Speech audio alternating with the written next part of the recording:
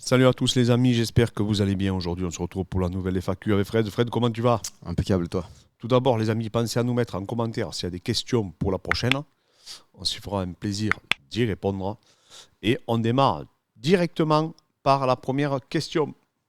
Donc, c'est Semi qui nous demande, tu penses quoi du tous dopé au haut niveau?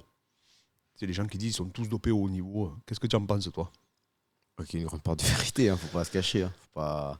Après, il y a des sports où c'est beaucoup plus difficile. Il y a beaucoup plus de contrôle, etc. Mais après, enfin, faut pas non plus. Il y a un gros... Le dopage n'explique pas tout. Il y a un gros travail des athlètes et tout. Mais il faut pas non plus être dans le monde des bisounours non plus. Tu vois. Ouais, il y a des disciplines qui s'y prêtent. Mm. Là, je pense qu'il parle pour le MMA. On peut parler dans les disciplines dans leur globalité. Je pense qu'à haut niveau, il y a beaucoup de personnes qui ont eu recours à un moment donné aux produits dopants. Je ne sais pas sur le nombre, hein. Mm. Il y en a énormément. Maintenant dans certaines organisations, c'est beaucoup plus difficile. Par exemple, l'UFC, c'est extrêmement difficile aujourd'hui de se doper. C'est pas impossible, mais c'est très difficile et on le voit. Il y a des personnes, par exemple, qui se font choper. Hein. Ouais. Donc, Mais ils ont énormément de contrôle. Par énormément. rapport à d'autres disciplines, par rapport à même d'autres organisations où il y a zéro contrôle. Oui, complètement. Après, bien sûr que si tu vas à NFL, tu vois, en MMA, dans les autres organisations, en CrossFit aussi, en haltéro, en tous les sports de force, en powerlifting, en bodybuilding, tu vois, en cyclisme, même si je sais que le cyclisme maintenant, c'est quand même, c'est vachement contrôlé, mais bon, on nous avait dit pareil pour Armstrong, tu vois. Et d'un coup, on s'est aperçu que... Ouais. Mais bon, c'est l'histoire du sport. Hein. Voilà, Carl Lewis, qui était un des plus grands sportifs de tous les temps, et d'un coup, on s'est aperçu qu'il était dedans. Ce qui est plus difficile pour moi, en fait, ce qui est assez compliqué avec le dopage, c'est que souvent, souvent, en fait, des fois, tu as le troisième qui se fait attraper, tu vois. Donc, le mec, c'est une force en nature. Donc, lui, il se fait choper. Et on voit qu'en fait, il était dedans complètement. Mais ça voudrait dire que le premier, il a fait mieux que lui.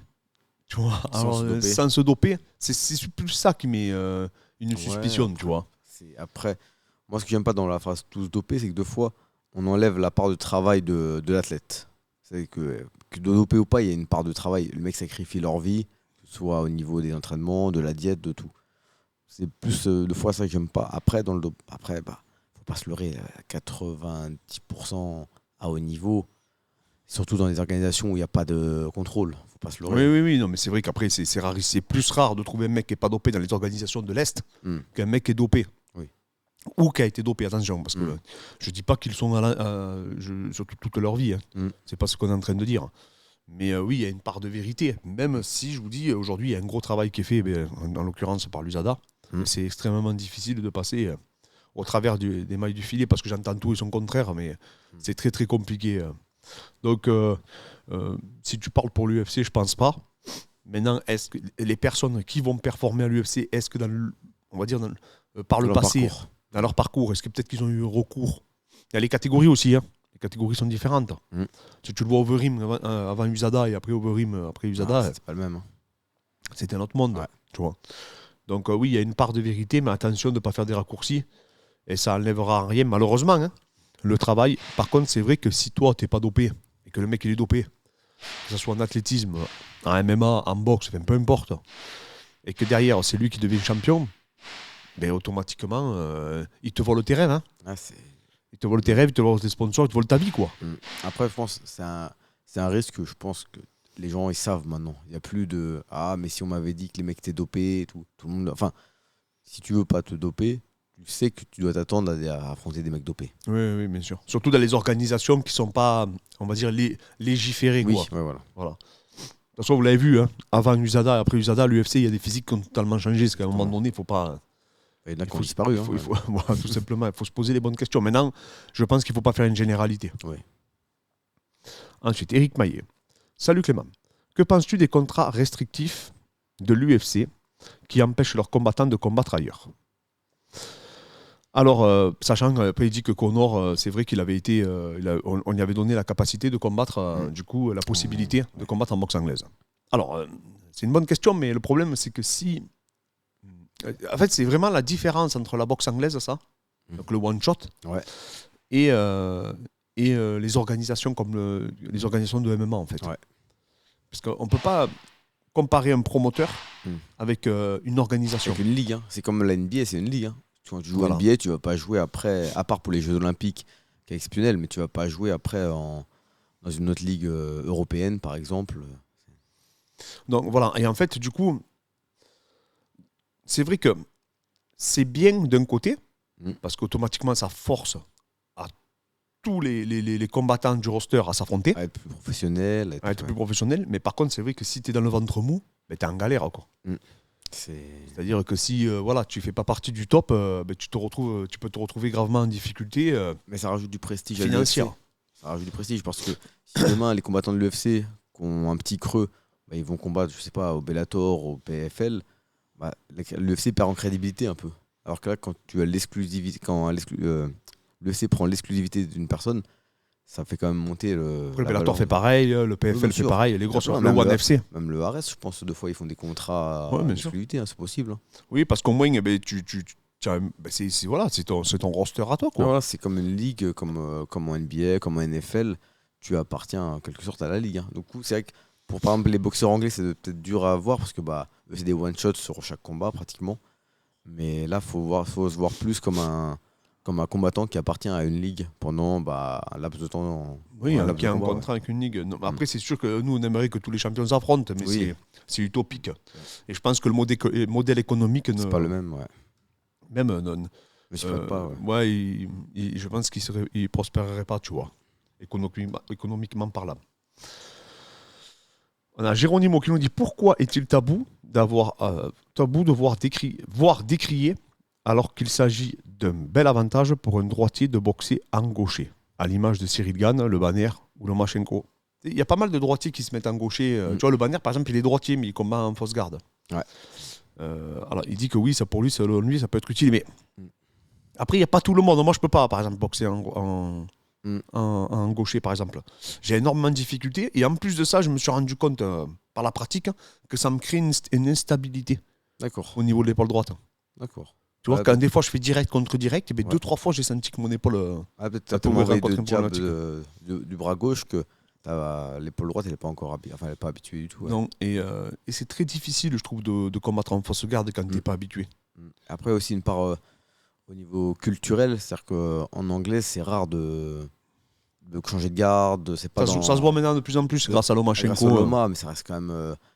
Ils sont assez vieille école comme en boxe anglaise. Alors qu'en MMA, tu le vois quand même beaucoup plus les changements de garde. Oui, parce que déjà dans les sports de préhension, rappelez-vous qu'on est totalement inversé par rapport à la boxe.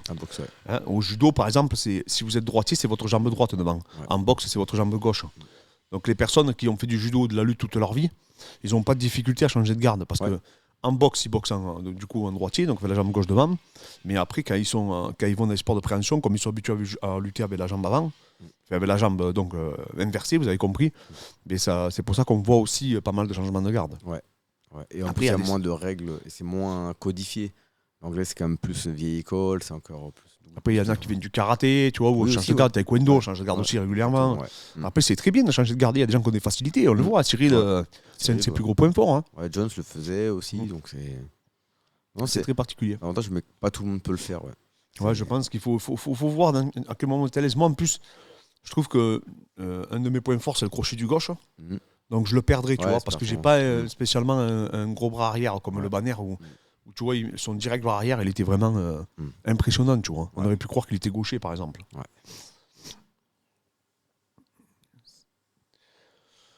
Donc, Y Musique qui nous dit bonjour, s'entraîner avec un protège-dents efficace ou inutile? Merci pour votre contenu au passage. Alors toi, je sais que tu t'entraînais beaucoup les protège-dents pendant un moment. Protège-dents ? Ouais, le protège-dents. Ah bah, en sparring, c'est pratiquement... Alors je pense que peut-être que il parle en prépa physique aussi. Là, je parle de prépa physique. Ouais, maintenant, c'est vraiment au début, quand t'es un peu crispé et tout, mais sinon, non. Après, il y a des papiers qui montrent que s'entraîner avec certains protège-dents, pas tous, parce que je crois qu'il y a un diamètre, ça pourrait augmenter un peu les performances. C'est pour ça que les powers, vous avez vu, ils ont des protège-dents. Ils sont très spécifiques. C'est pas les mêmes. De force plus. Et c'est bien aussi de s'habituer aux protège-dents, parce que si vous arrivez le jour du combat, vous n'avez jamais mis le protège-dents, vous pouvez littéralement vous étouffer, quoi. Donc, il faut être, moi, de toute façon, je ne tourne jamais sans protège-dents. Je sais qu'il y en a plein qui tournent en grappling. Alors, je parle en grappling, hein, les amis, en lutte. Il y en a beaucoup que je vois qui tournent sans protège-dents. Moi, je peux pas, c'est impossible pour moi. Même quand je rentre en double leg ou en single leg, ou même quand je remonte en lutte de la demi-garde ou quoi, quand je suis au sol, j'ai trop peur de prendre un genou, tu vois, un coup de tête ou ça coûte sans faire exprès. Ouais, voilà, dans les dents. Donc moi, je vous conseille toujours de vous habituer à avoir un protège-dents. Et puis même si vous êtes pris en étranglement, en guillotine et tout, moi, ça m'a permis des fois de me sortir. Tu résistes un peu mieux à la douleur et tout, ça fait. Et t'as moins peur, quoi. Et pour quelqu'un qui veut combattre, c'est quand même ça que c'est. Enfin, faut s'y habituer. Hein. Oui, parce que vous n'allez pas respirer du tout de la même manière avec un protège-dents que sans protège-dents, ça n'a strictement rien à voir. Hein. Et c'est comme boxer avec un casque, hein. Ça n'a rien à voir au niveau du champ visuel par rapport à. C'est pour ça que je déteste voir des mecs, un qui boxe avec un casque, un qui boxe pas avec le casque. Il est trop désavantagé selon moi, le mec qui boxe avec le casque. Attends, d'accord. Parce que là, on voit vraiment rien, quoi. Là, le champ visuel est vachement réduit, quoi. Donc, ou les deux mettent le casque, ou il y en a. Parce que ça, je trouve pas ça normal. Après, c'est vrai qu'il y a des gens qui ils veulent pas mettre le casque, je peux pas les forcer. Hein. Ouais, bien sûr. Et il y en a qui veulent pas tourner sans casque, donc c'est compréhensible aussi également. Hein. Mais je trouve quand même, comme toi, que le mec qui a pas de casque, il est quand même bien avantagé. Ah oui, moi je trouve. Je l'ai toujours dit. Il y en a qui pensent que c'est le contraire, mais pas du tout.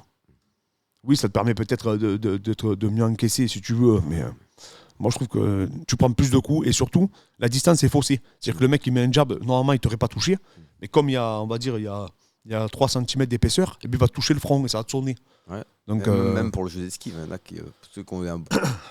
ceux qui sont habitués à avoir des gardes hermétiques, à avancer, le casque, enfin, il gêne pas trop. Mais quelqu'un qui est beaucoup sur l'esquive, qui est sur le coup d'œil, il est quand même beaucoup plus désavantagé. Ouais, c'est vrai. Alors, lui, ça fait un moment qu'il y a un. Alors, je sais pas si c'est lui, mais il y en a beaucoup. On a souvent cette question qui revient. C'est d'où Fred Duventour. Ils ont des pseudos extraordinaires. Salut et merci pour votre travail. Merci à toi. J'ai une question pour la prochaine FAQ. Selon vous, le concours de gifles ou slap fighting est-il un vrai sport de combat ou plutôt un signe de décadence? Bonne continuation et bon référencement. Merci beaucoup. Pour moi, ni l'un ni l'autre. Enfin, pour moi, c'est pas un sport de combat. Et le signe de décadence, enfin, s'il y en a qui trouvent leur compte à regarder ça et à prendre du plaisir à regarder ça, qui je suis pour juger? Enfin, il y en a qui prennent du plaisir à regarder, du ball trap ou je sais pas, ou chacun ses plaisirs. Hein, moi, je connais pas. Enfin, je regarde vite fait, je vois des vidéos qui passent. C'est que tout le monde partage les réels et tout. Les réels, ouais. Je réponds parce que comme on a beaucoup. Voilà, apparemment, l'UFC en font la promotion de ce que j'ai compris. Mais franchement, ça m'intéresse même pas, donc j'ai même pas vu. Mais... Ouais, non plus. Mais après, pourquoi ce serait plus décadent que quelqu'un qui frappe quelqu'un au sol? Oui, parce qu'on a déjà entendu. Peut-être qu'après, ça va devenir. Visiblement, c'est une grosse ligue maintenant, hein, je crois. Hein. Je crois aussi, ouais. Je crois que c'est. Moi, je comprends rien, parce que des fois, tu as des frics. Tu vois 2 bombes atomiques qui se frappent. Après, tu vois un gros contre un maigre. Enfin, je ne comprends rien à leur truc là. Je sais pas. Je sais même pas s'il y a des catégories de poids. Je sais pas. Si, je crois, parce que il y avait un gros barbu là qu'on voyait régulièrement. Donc, ils n'ont pas du plâtre aussi 2 fois, je comprends pas. Du talc, non? Du talc, ouais, c'est quoi du talc, je sais pas. Du talc, ouais. Je sais pas, dites-nous en commentaire. Écoutez, moi, en tout cas, ça me plaît pas. Je suis pas. Et comme le barnacle, j'aime pas du tout. C'est des trucs que j'aime pas. Je trouve que ça les marque trop, les mecs et tout. Moi, je suis pas fan de tout ça. Lingette cadeau. Bonjour, merci pour votre travail. Merci à toi. Dans une vidéo, tu avais dit que pour soigner ta blessure d'épaule, l'ajout d'exercices de renforcement avait fini par être contre-productif. Peux-tu nous en dire plus sur la méthode que tu as suivie pour te soigner? Alors, tu veux dire l'ajout d'exercices de renforcement avait fini par être contre-productif? Non, en fait, c'est pas ça. C'est pas exactement ça que j'ai dit. Ce qui s'est passé, c'est que quand j'allais voir des spécialistes, on me disait toujours il faut vous renforcer. Ça, c'est la spécialité du corps médical. Tu auras un kiné, un ostéo, il va te regarder, le trapèze médial, il est pas assez fort, il faut se renforcer. Toi, tu souffres le martyre déjà. Tu as le nerf scapulaire, tu as l'impression qu'il va s'arracher. Ou le nerf circonflexe, peu importe. Hein. Donc, tu as vraiment mal partout. Et en plus, tu vas rajouter de la contrainte parce qu'on te dit de la renforcer. Alors, je ne dis pas qu'il faut être inactif, mais moi, je dis qu'il faut toujours adapter. Et c'est en adaptant, en fait, l'amplitude et l'intensité et du coup le volume, hein, donc le tonnage, je parle souvent de tonnage, que j'ai pu reprendre. Ça m'a duré longtemps. Hein. Renforcer, ça peut tout et rien dire en soi. Oui, parce qu'à chaque fois, j'ai des élèves qui me disent j'ai vu l'ostéo, il m'a dit il faut que je renforce. Mec, t'as mal partout, Tu veux en plus te faire des séances spécifiques d'épaule en plus, alors que déjà tu n'arrives même pas à lever le bras. C'est n'importe quoi. Ouais. Et moi, on me l'a dit, ça m'a coûté mes épaules. Hein. Enfin, là, après, j'ai changé totalement mon fusil d'épaule. J'ai dit non, attends, je vais réduire l'amplitude, je vais tout changer. Alors attention, tu as des kinés, tu vois, comme Christophe et tout, ils sont pas du tout dans ça, tu vois. Mais vaut mieux peut-être ça qu'un mec qui te dise il faut tout arrêter, parce que tu as des médecins aussi, tu arrêtes totalement. Tu dis j'ai mal au coude, il faut arrêter. 3 semaines. Le sport, c'est fini pour vous. Ouais, le sport, c'est fini pour vous. Donc il faut être positif, ça c'est extrêmement important quand on prend en charge un individu. Le plus important pour moi, c'est être positif et dire toujours qu'il peut s'en sortir, quoi qu'il arrive. De toute façon, c'est vrai. Hein. À moins que vraiment tu aies une jambe coupée, je veux dire, tu pourras à un moment donné trouver des solutions. Et c'est là où le coach il est très important. Dans les coachings à distance, comme je dis, le plus important, au final, c'est même pas le programme. Au final, c'est la personne, c'est l'échange avec la personne. Moi, je connais des coachs, je récupère beaucoup d'élèves où les mecs, ils avaient des programmes qui étaient bien faits, mais le mec, il leur envoyait un message et leur répondait une semaine après. Quand tu es dans une problématique, c'est bien d'avoir une réponse dans la journée. Ouais. Tu vois. Moi, pareil, quand j'avais mal aux épaules, j'étais allé voir un grand spécialiste des épaules à l'époque. J'avais eu 6 semaines d'attente, mon pote. Ouais, c'est... Après, c'est compréhensible. Hein. C'est... Parce que ça veut dire qu'il est bon. Hein. Qu'il est bon, si le mec il peut te prendre dans l'heure, c'est peut-être qu'il n'est pas si bon que ça, tu vois. Non, c'est vrai, ouais. C'est vrai. Mais après, voilà, j'avais des questions, mais il ne pouvait pas, quoi.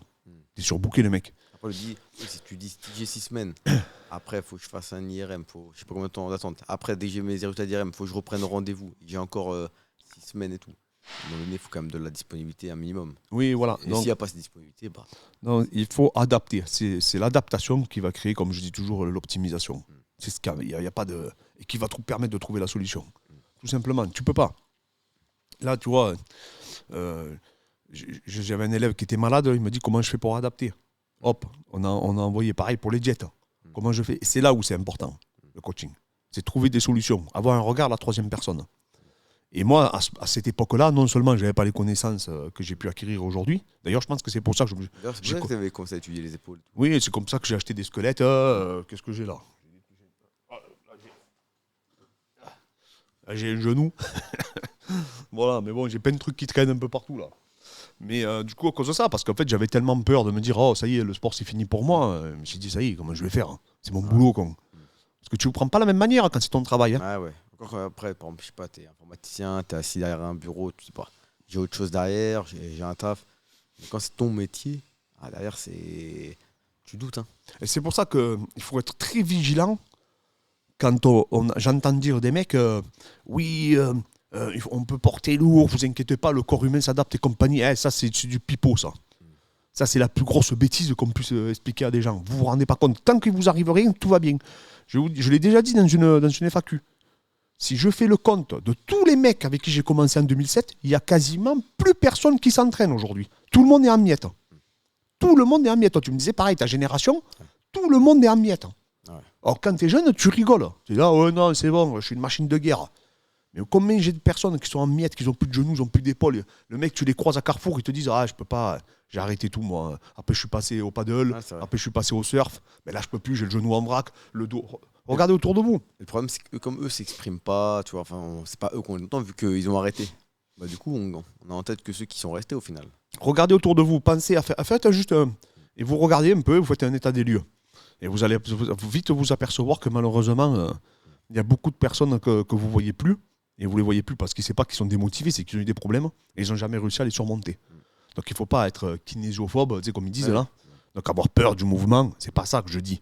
Mais il faut être vigilant. Il ne faut pas croire que tout va s'adapter. C'est pas vrai. Et moi, j'avais cette croyance en plus de ça. Je me suis dit, no pain, no gain, quoi.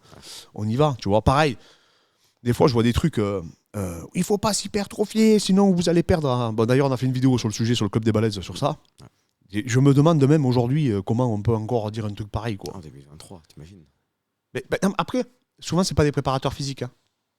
Tu vois, c'est-à-dire qu'ils ont une vision, ils ne préparent pas d'athlètes.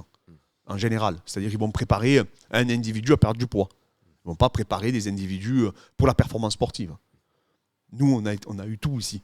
On a eu du mec qui a fait les JO en saut. On a eu une karatéka qui a fait le championnat du monde. On a Abdul qui combat en MMA. On a Lorenzo Marlon qui combat en boxe anglaise. Enfin bref, on a tous les profils. Donc on voit s'ils perdent en vitesse. Et on a aussi des éléments pour tenir un feedback. Et les personnes, des fois, vont te dire, oh, tu veux de la muscu, tu perds la vitesse. Mais ils n'ont rien. Ouais. Ils n'ont pas d'outils pour le quantifier, le mesurer. C'est pour ça que des fois, je me dis, mais j'entends des trucs de fou. Et moi, c'est tous les jours, j'entends des trucs de fou. Il y a des mecs, ils me sollicitent, mais ils m'envoient des articles et tout. Mais moi, je vous dis, c'est tous les jours. Tous les jours, les amis. J'entends des trucs de dingue. Donc aujourd'hui, je réagis plus. Voilà, aujourd'hui, je vous fais intervenir Frédéric, le chirurgien. Au moins, voilà, ça répond à vos questions. Au moins, on prend directement un des plus grands spécialistes. Voilà, un mec qui fait des chirurgies, qui fait des chirurgies spécialisées dans les membres supérieurs. Au moins comme ça, voilà, tu t'adresses directement à ça. Je ne vais pas écouter le mec qui te dit il faut travailler la coiffe des rotateurs. Il y en a qui disent faut frapper plus fort dans les murs pour s'endurcir les os de la main. Mais pareil, le tibia, j'en ai eu un qui m'a demandé il n'y a pas très longtemps s'il fallait taber. Tu te fais chier à faire venir Adrien pour le spécialiste de la main, chirurgien de la main, et après t'entends ça. Non, mais c'est compréhensible, c'est des croyances, c'est tout. Moi, je vous dis, je faisais n'importe quoi. Donc, je ne vais pas critiquer les gens qui faisaient n'importe quoi. C'est pour ça. Mais aujourd'hui, je vous dis, les amis, c'est très très dur d'avoir une information fiable, quoi. Après, il faut se documenter, c'est toujours pareil. 555 qui nous dit « Salut Clément, il me semble qu'initialement, tu avais une box de CrossFit. Peux-tu nous expliquer le cheminement que tu as eu dans ta vision de la prépa physique pour arriver au FMC Performance Center tel qu'il est aujourd'hui ?» Fredo. Ah bien. Bonne question, ça. Ouais. Alors. On aimait bien la vision au départ du CrossFit, qui est un peu le MMA des... On aime toujours d'ailleurs. Ouais. On aime bien le côté MMA de la prépa physique, dans le sens où on mélange plein de disciplines. C'était attractif. Ouais, c'était... Ça permettait de remettre des vieux mythes sur les interférences, par exemple. Ouais, exactement. Après, le problème, c'est qu'on a trouvé que c'était quand même assez... Après, au bout d'un moment, on s'est rendu compte que c'était limité dans les outils pour le développement. Et qu'après, le problème, c'est qu'aussi, le CrossFit, ça peut être un très bel outil avec très peu de moyens. Mais le problème, c'est qu'il y a eu énormément de blessés dans d'autres salles. Et ça dessert au CrossFit. Et ça, du coup, quand tu as le mot CrossFit, ça te dessert à toi-même. Du coup. En fait, le mot CrossFit, au final, il dessert plus maintenant qu'autre chose. Ouais. Bon, après, il y a une communauté et tout, attention. Mais le problème, c'est que deux fois, il suffit de. Non, c'est vrai qu'il y a box qui fait. Il y a eu une opposition entre le corps médical, à un moment donné, et le CrossFit. Mais je pense que c'était pas un problème de la discipline. Non, c'est le problème qu'il y a eu à un moment donné une hécatombe de blessures chez les compétiteurs, et ce qui est normal. Oui, complètement. Mais en MMA, c'est pareil. Pareil en MMA. Mais le problème, c'est que l'hécatombe de blessures qu'il y avait en compétiteur ressortait et faisait une mauvaise pub pour les box de CrossFit. Et donc, du coup, et en plus, après, nous, on a vu quand même qu'au niveau des outils, c'était quand même assez limité après pour le haut niveau. On transférait quasiment rien, en fait. Ouais. On s'en est rendu compte, mais c'est pour ça qu'il y a pas mal. Quand j'avais dit que l'haltéro, ça m'avait pas fait gagner, il y a pas mal de mecs qui m'ont écrit, qui m'ont dit mais coach, je te fous de moi, tu m'as fait faire pendant 4 ans de l'haltérophilie. Mais oui, mais je me suis trompé. Qu'est-ce que vous voulez que je vous réponde? Le problème, c'est ça. J'aurais préféré vous dire que je me suis pas trompé. Vous savez, moi, comme je dis, je le dis dans plusieurs podcasts sur la préparation physique, à chaque fois on me fait intervenir sur le sujet d'ailleurs. On me pose toujours cette question. Donc c'est pour ça que je sais pas si on avait répondu sur la chaîne. Fred, j'aurais préféré rester avec une barre à 200 € et des bumpers, et ça nous aurait coûté 1000 € la salle. Ouais. Que d'avoir acheté les machines qu'on a achetées. Une Kaiser, ça coûte 10 000 €, les gars. Une Kaiser, ça coûte 10 000 balles la runner. Est-ce qu'à un moment donné, si je pourrais le reproduire avec une barre, est-ce que vous pensez sincèrement qu'on aurait mis 10 000 €? On n'est pas débiles. Voilà, on préfère les prendre nous, les sous, et profiter avec notre famille, comme tout le monde. Maintenant, malheureusement, en fait, déjà, il faut comprendre une chose, c'est contextuel. Le CrossFit, c'est une discipline extraordinaire, comme le MMA. C'est une discipline ultra complète, où tu travailles tout. Moi, ce que j'adore, surtout, je l'ai déjà dit à plusieurs reprises, c'est le cheminement. C'est-à-dire cette notion d'apprentissage. Ouais. Tu apprends des mouvements, tu apprends des compétences, tu es un groupe, tu es motivé, etc. etc. Voilà. Maintenant, nous, ici, on faisait beaucoup d'individualisation. Donc là, le CrossFit n'était plus adapté. C'est un outil parmi tant d'autres. C'est-à-dire que je ne dis pas qu'il y a des trucs qu'il faut tout jeter. Non, bien sûr que non. C'est un outil parmi tant d'autres. D'ailleurs, quand j'avais fait mon podcast avec Guillaume Guillou, il me le disait. Si j'envoie un combattant à Guillaume Guillou, il ne va pas les faire un WOD. Il va le prendre à part, il va dire, toi, tu fais ça. Tu vois, Guillaume m'avait dit, moi, je lui ferais faire ça, ton mec. Parce que le mec s'entraîne déjà énormément. Tu vas pas en plus lui faire un WOD, tu vois. Voilà. Donc, du coup, ça, c'est compréhensible. Maintenant, on parle de deux disciplines qui sont les plus chronophages. C'est que le CrossFit, c'est une discipline qui est ultra chronophage, comme le MMA. Donc, elles ne sont pas compatibles. Elles peuvent pas... Que tu le fasses par plaisir. Attention, si après tu kiffes le crossfit, c'est autre chose. Ouais. Ça, c'est encore autre chose. Si toi, ton cardio, tu veux le faire en faisant du crossfit, ça, c'est autre chose. Ça, c'est pas pareil. Il y a l'aspect ludique aussi. C'est important, l'adhésion aussi. Hein. Même voilà, apprendre des nouvelles disciplines, apprendre l'haltéro, apprendre la génial. gym, c'est super. Tu apprends des nouvelles compétences, du coup, c'est quand même, ça fait quand même toujours plaisir pour personnellement. Voilà. Il y a quand même, comme tu dis, un chemin ludique. Par contre, ça prend du temps. Apprendre l'haltéro, c'est pas 2-3 mouvements qui te font maîtriser l'épaulé jeté. Enfin, en fait, ça prend tellement de temps que c'est dur de maîtriser toutes les disciplines, en plus du MMA. Voilà. Donc après, on ne préparait pas que des athlètes de MMA, vous avez bien compris. Donc du coup, comme on faisait beaucoup de cours particuliers, on s'est dit, attends, on va carrément... Nous, notre rêve, c'était d'avoir le FMC Performance Center. C'est-à-dire, on était allé aux États-Unis, on avait vu des salles de préparation physique. Il y avait un petit coin, on va dire, un peu crossfit, parce que nous, on a des barres d'haltéro, on a tout. Hein. Mais voilà, c'est 10%, même pas à 5% de la structure. Et nous, ce qu'on voulait, c'était des outils vraiment très précis pour travailler sur certains patterns qu'une barre ne nous permettait pas. Juste par rapport à la gravité. De toute façon, on vous fera une vidéo sur les courbes de force, etc. Comment ça fonctionne. Parce que je rappelle que Fred est ingénieur en génie civil à la base. Donc il vous fera même un cours sur la biomécanique. Et du coup, je ferai intervenir, parce que j'ai un doctorant là, je le salue, avec qui j'échange beaucoup aussi, qui fait un doctorat en biomécanique. Il me conseille, c'est pour les EMG et tout. Ça marche. Bon, bref. Et du coup, voilà. Et donc, contextuellement, nous, on voulait faire un truc. Alors, en plus, on l'a fait pendant le Covid. Là, vous avez vu la vidéo de la sueur, d'ailleurs. On a créé un outil qui nous ressemble, avec des machines qui nous ressemblent et qu'on n'avait jamais vu ailleurs. En fait, on a pris on a copié plein de salles, un peu partout dans le monde, et on a pris les meilleurs. Pour nous, voilà. Gundy nous a beaucoup aidé aussi parce qu'il en avait testé énormément. Ouais. Et c'est comme ça que le FMC Performance Center est né. Donc là, maintenant, ça n'a plus rien à voir. Et comme j'avais dit, je ne sais plus sur quel podcast je l'avais dit, ça. Bon, je ne m'en rappelle plus. Il y a un mec, il m'avait dit ouais, mais moi, avec mes barres, je fais pareil. Ou moi, avec mes barres, je travaille les jambes. Et j'avais dit, et je vous le dis, les gars, mais tu peux aller à la guerre avec un arc et des flèches. On est d'accord. Ou avec une épée. Et ben nous, on a acheté des bazookas et des tanks. Je ne peux pas mieux répondre. Ouais. C'est-à-dire qu'avant de reproduire ce que tu fais sur une Kaiser, sur un combo twist, etc., mais je te souhaite bien du courage. Ou une machine supra-excentrique, je te souhaite bien du courage, mon pote. Parce que ça n'a rien à voir du tout. Et au moment où tu vas l'essayer, tu vas comprendre que c'est pas le même monde. Faire un rowing aux haltères, ça n'a rien à voir avec travailler sur un combo twist. C'est pas du tout le même pattern. C'est pour ça que ça me fait rire quand on parle de chaîne ouverte, chaîne fermée et tout. Mais c'est des trucs de fou. Et avec moins de risque de se blesser. C'est-à-dire qu'avec ton arc et ton épée, là, tu peux aller tuer quelqu'un, mais tu as 10 fois plus de risque de te blesser que derrière ton bazooka. C'est aussi progresser, c'est bien, mais il faut limiter le risque de blessure, surtout sur le long terme. Voilà, c'est ça. Et après, ça nous permet d'isoler. Bon, après, il y a beaucoup, vous savez, toute notre vision.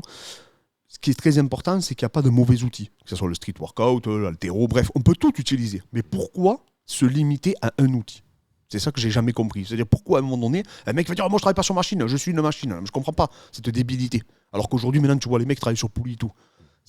Ne vous limitez pas. Vous avez une barre, travaillez avec une barre. Vous avez une haltère, travaillez avec une haltère. Vous avez une machine, travaillez avec les machines. Moi, c'est tout. Pourquoi je vais me limiter moi si j'ai le choix ? Encore, me mettrais un pistolet sur la table pour me dire. Pourquoi faire que de la kettle ? Pourquoi faire que voilà, des ça. ST, Je vois pas l'intérêt de se limiter. Voilà, tout simplement. Bon. Donc voilà les amis, la FAQ est terminée. On vous remercie encore à tous. Pensez à rejoindre le club des balaises. Pensez à nous mettre un petit commentaire. N'hésitez pas à liker. N'hésitez pas à vous abonner. On vous dit à très bientôt les amis.